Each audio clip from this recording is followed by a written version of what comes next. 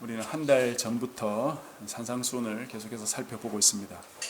처음에 드리기도 했지만 시간이 지나면서 더 확고하게 드는 생각은 이 산상수훈을 잘 살펴봐야 되겠다. 이 산상수훈을 통해서 주님 주시는 교훈에 귀를 잘 기울여야겠다 하는 생각입니다. 올해 초에 예수님의 행적을 좀 살펴보기 위해서 그것을 중심적으로 성경을 살펴보려고 했는데, 그래서 이 산상수훈도 사실은 개요만 좀 살펴보고 넘어가려고 했지만 그렇게 하기에는 이 안에 들어있는 교훈들이 너무나 많다는 생각이 들었습니다. 그래서 오늘 조금 더 살펴봐야겠다, 자세히 살펴봐야겠다 이렇게 생각했고, 이번 주 설교를 준비하면서는 이것이 정말 자세하게 우리가 묵상하고 살펴야 되겠다 하는 생각이 더 많이 들었습니다.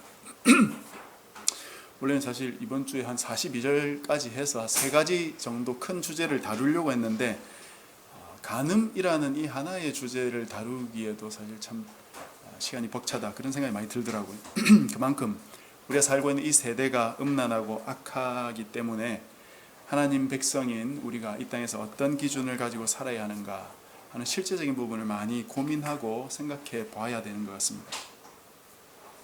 산상수훈은 앞에서도 말씀드렸다시피 하나님의 백성에게 주신 말씀이죠. 하나님의 백성들이 이 땅에서 어떤 모습으로 살아가야 되느냐, 그런 것을 예수님이 가르치신 내용인데요. 지난주에 살펴보았다시피 예수님의 십자가와 부활은 구약의 율법을 폐기하는 것이 아니고 그 법의 영원성을 드러내고 그것을 주님께서 성취하시는 것을 말씀드렸습니다. 율법 하나하나를 지켜서 우리가 구원을 받는 것이 아니고 율법의 원래의 성격, 하나님의 영원하신 법의 그 온전한 성격을 우리가 이해하고 그 법을 따라 살아야 참된 하나님의 백성이 될 수 있다 하는 것이죠. 하나님의 법은 폐기되거나 사라지는 것이 아니고 원래 있었던 그 영원한 법이 다시 예수님을 통해서 되살아나면서 우리가 그 법을 지킬 때 서기관과 바리새인보다 훨씬 더 높고 고귀한 기준을 따라 그렇게 살아가야 된다 하는 그런 취지로 예수님께서 말씀하신 것입니다. 그리고 그 삶을 단지 외형적인 규율에 얽매여 사는 것이 아니고 진짜 하나님을 사랑하고 하나님 백성인 우리 주변의 형제자매를 사랑하는 그 진정한 사랑의 회복이라는 것이 제일 중요한 주제다 하는 것을 우리가 기억해야 되겠습니다. 오늘 27절부터 나오는 그 내용을 우리가 함께 읽었는데요. 바로 제7계명인 간음에 대한 교훈입니다. 27절 한번 보십시오.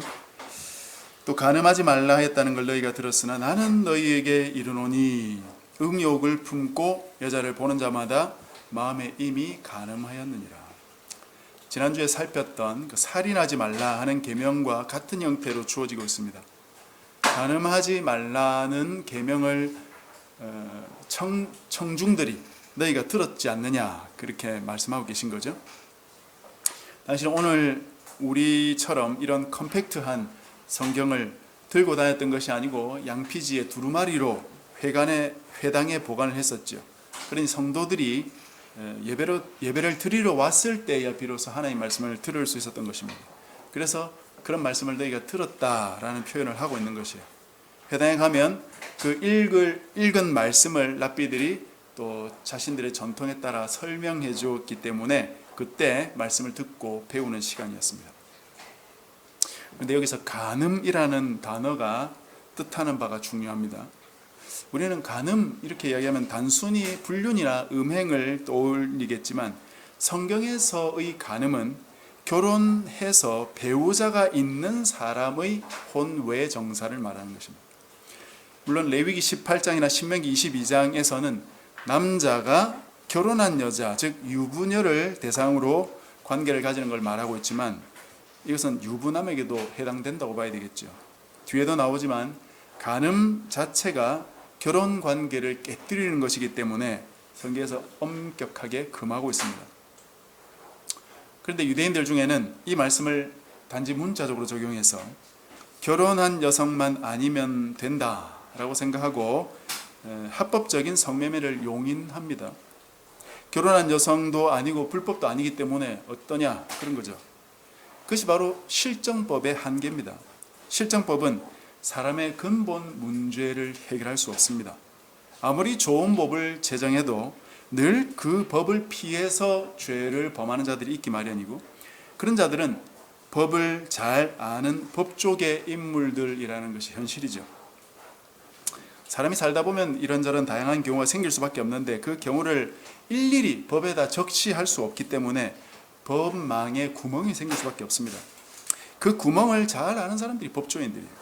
유대인들 역시 하나님이 주신 계명을 해석한답시고 상세한 계명인 장로들의 유전을 발전시켜 왔기 때문에 그들이 자의적으로 해석한 전통이 하나님의 말씀이라고 생각하고 결혼한 여성만 아니면 되지 않느냐, 그렇게 생각했던 것입니다.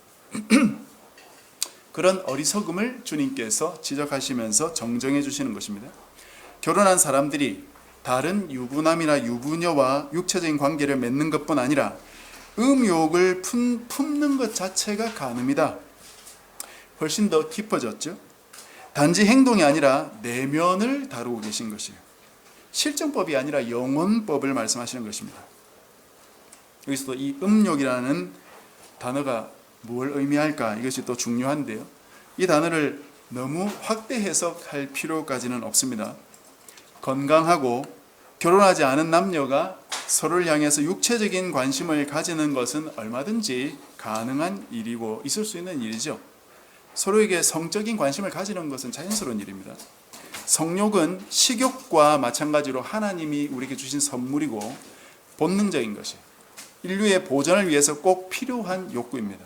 그렇기 때문에 건전한 어떤 이 성욕이라는 것은 잘 보존해야 되고, 그럴 때 비로소 이 사회가 건전하게 유지될 수 있겠죠. 자신의 눈에 매력적인 그런 이성을 볼 때 성적인 욕구가 생기는 것도 이런 본능의 하나로 지극히 자연스러운 현상입니다. 결혼한 사람이 아니라면 이런 욕구는 남녀가 만나서 교제하고 사랑할 수 있도록 하는 그런 촉매제가 되죠. 이 성욕이라는 것도 사람에 따라 차이가 많습니다. 성욕이 강한 사람도 있고 약한 사람도 있죠. 남성과 여성의 차이도 있습니다. 그런데 이 성욕 때문에 힘들어하는 사람들도 있습니다. 결혼한 부부야 뭐 어쨌든 그 안에서 해결하면 되겠지만, 결혼하지 않은 청년들은 좀 해결할 방법이 없죠. 그런 청년들은 하나님 앞에서 그냥 힘들어도 하나님 주시는 건전한 방법을 찾으면서 해결할 방법을 좀 찾아야 됩니다. 그렇다고 그 성욕을 제거해 달라고 기도할 필요는 없어요.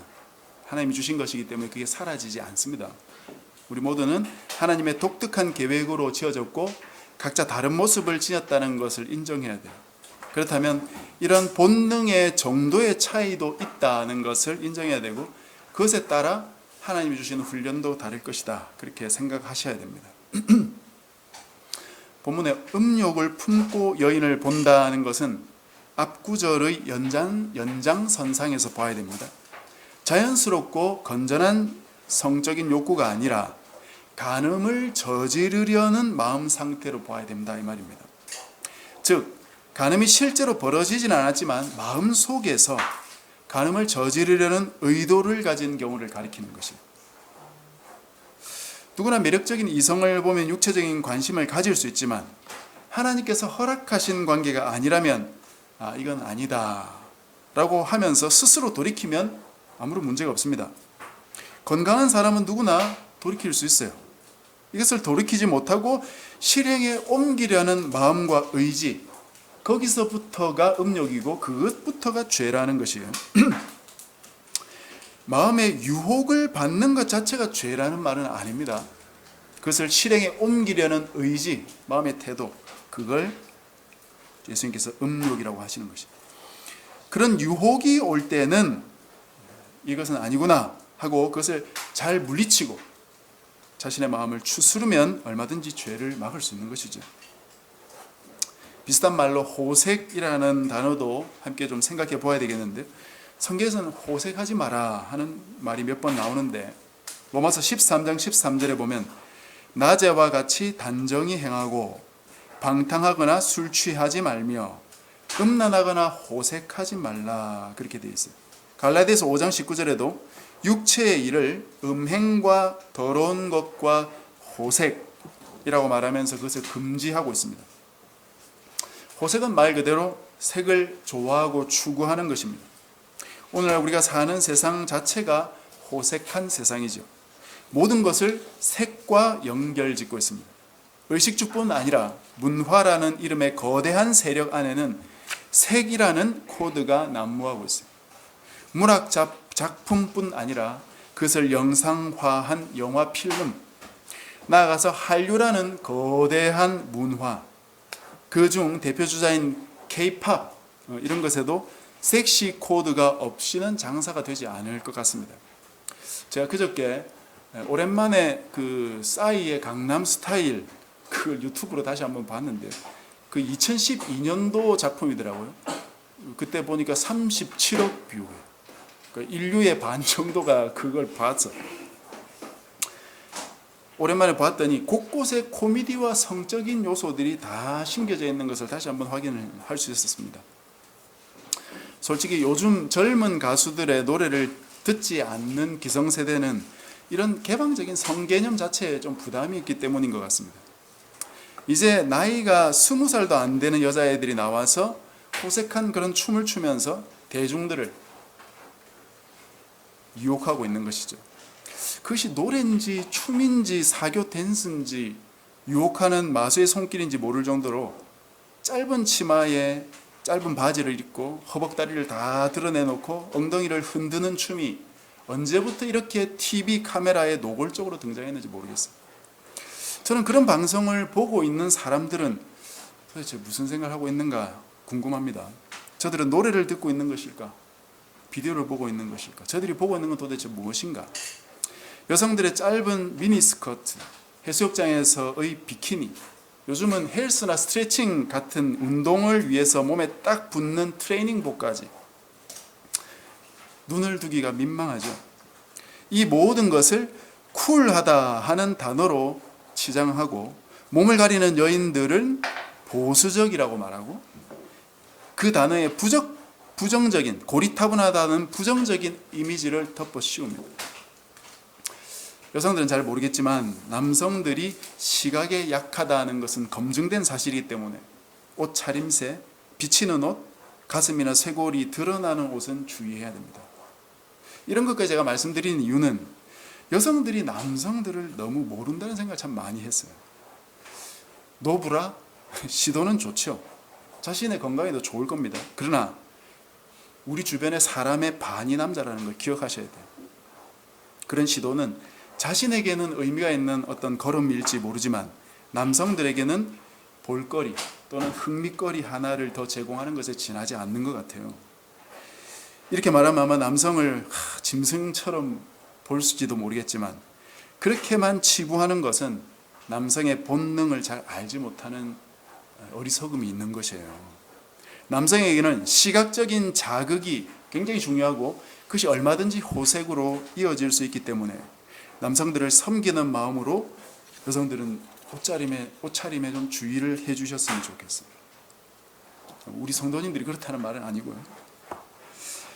호색한들이 즐기는 것들 중에 중요한 것도 하나는 건전하지 않은 영상이죠. 이것은 중독성이 강하기 때문에 잘 피해야 됩니다. 그런 욕구가 생길 때마다 하나님께 기도하셔야 되겠지만 동시에 건전한 취미 활동을 하셔야 됩니다. 혼자 있는 시간, 그런 장소를 최대한 줄이고 공공장소에서 여러 사람들과 함께 가질 수 있는 취미 그런 걸 개발하셔야 돼요.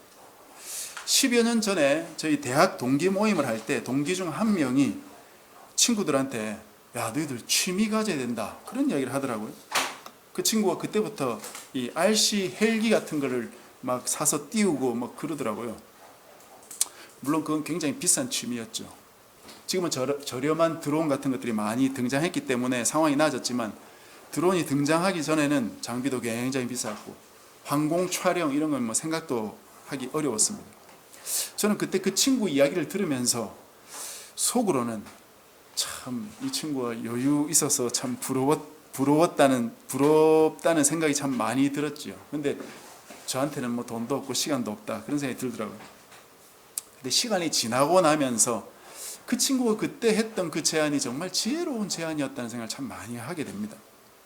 목사가 늘 하나님 말씀 묵상하고 책 보고 또 연구하고 그러다 보니까 책상에 앉아 있는 시간이 많고 그러다 보면 이상 자연스럽게 쓸데없는 생각이 들어올 때가 있어요. 영적인 위험에 노출될 때가 있습니다. 요즘은 인터넷, 스마트폰이 너무나 많이 발달했기 때문에 자칫하면 그런 유혹에 빠져들기 쉬워요. 그럴 때 저는 운동을 합니다.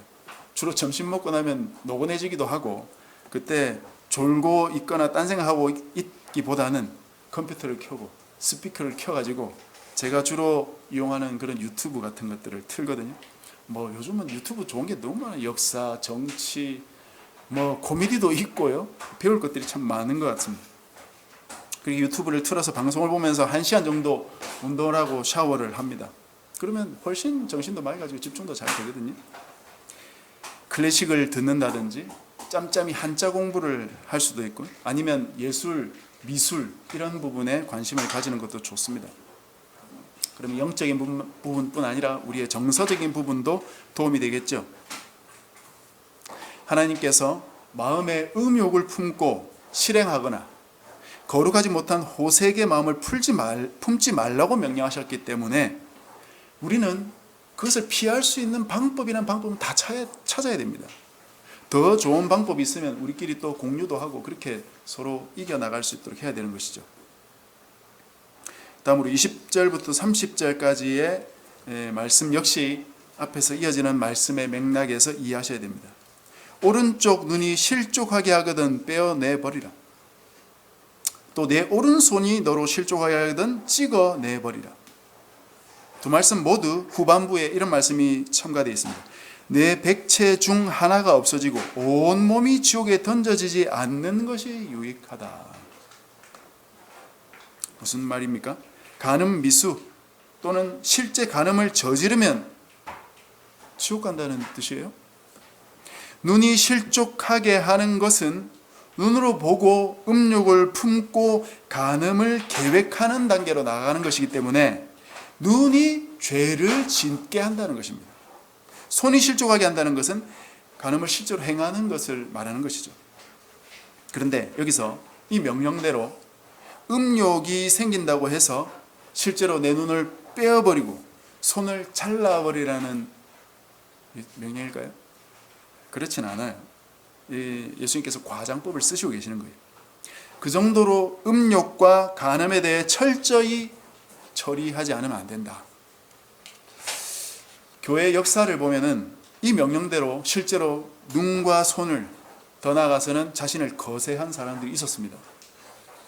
그러나 문제는 그렇게 한다고 음욕이 사라지는 게 아니라는 데 있는 것이에요. 물론 상당한 정도의 절제를 이룰 수 있을 겁니다. 그러나 눈과 손을 베어버린다고 해도 우리 마음이 하나님으로부터 훈련받지 않는다면 음욕에서 벗어날 수 없습니다. 하나님의 훈련을 잘 받아서 절제를 배워야 되고 호색과 음욕을 멀리하는 법을 배운다면 우리의 몸을 일부를 제거하지 않아도 죄를 얼마든지 이길 수 있게 되지만 몸의 상당한 부분을 잘라내더라도 하나님으로부터 훈련을 받지 않는 사람은 결코 죄를 이겨낼 수 없어요. 그러니 이 말씀은 내 몸의 지체 중 하나가 나를 잘못된 길로 인도한다면 그 지체가 더 이상 그 죄악을 저지르지 못하게 잘라낸 것처럼 살아가라고 이해하셔야 됩니다. 이 부분을 존 스토트 목사님이 이렇게 이야기했습니다. 눈이 너희로 죄를 짓게 한다면 너희 눈을 빼버리라. 즉 보지 말라. 마치 너희가 실제로 눈을 빼서 내어버린 것처럼, 그래서 소경이 되었고 전에 너희로 죄를 짓도록 만들었던 대상들을 볼 수 없게 된 것처럼 행동하라. 아주 현명한 권고인 것 같습니다. 그렇게 하시기 바랍니다. 갈수록 보지 못할 것들이 많이 생산되고 있고 가지 못할 장소들이 버젓이 우리 눈앞에 생겨나고 있습니다. 그런 대상들을 마음에서 차단하고 하나님의 뜻을 순종하는 거룩한 백성이 되어야 되겠습니다. 마지막으로 이혼에 대해서만 살펴보고 말씀을 마치려고 하는데 31절 2절 보십시오. 31절에 누구든지 아내를 버리려거든 이혼 증서를 줄 것이라 하였으나, 이혼 증서를 줄 것이라고 하였다는 걸 너희가 들었으나, 이 말입니다.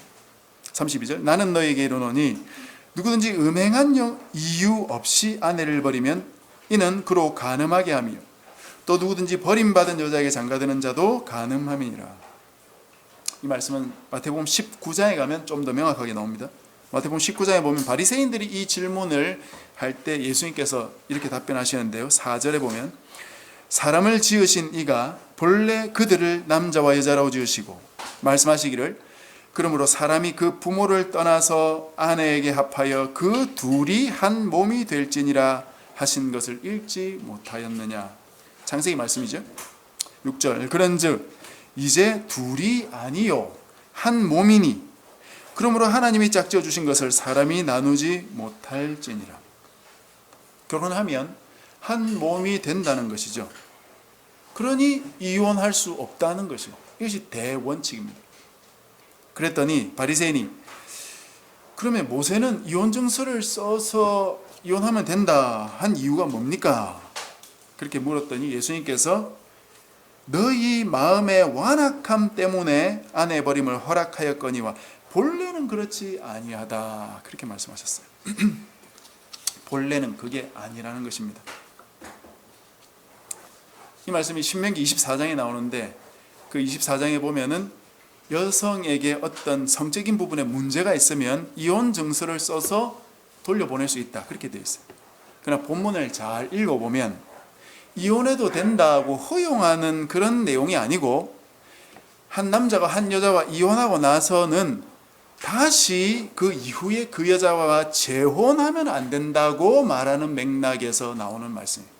즉 이혼했던 여자와 다시 네가 재혼하고 싶어도 할 수 없다는 부분에 방점이 있는 것입니다.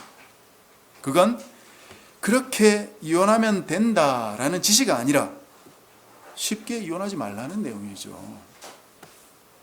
결국 이혼에 대한 경고로 해석해야 되는 것입니다. 그렇다면 정말 괴롭게 사는 부부들도 있지 않습니까? 우리 현실에 보면 그런 부부들은 어떻게 해야 될까요? 부부싸움하고 어쩌면 남편이 아내를 폭행하는 그런 이야기도 우리 주변에서 심심찮게 보는데요. 그럴 때는 적당 기간 떨어져 지내는 것이 도움이 될 때가 있을 것입니다. 이혼을 하기보다 적당 기간 별거하는 것은 괜찮은 것이죠. 그렇게 해서 관계가 보존될 수도 있는 것입니다. 계속 그렇다면 별거 기간을 더 늘릴 수도 있는 것입니다. 붙어 살면서 싸우는 것보다는 약간 떨어져 있으면서 스스로를 돌아볼 수 있는 시간을 가지는 것이 훨씬 좋을 것입니다. 아마도 여러분이 좀 피곤하니까 주님께서 귀한 선물을 보내신 것 같은데요.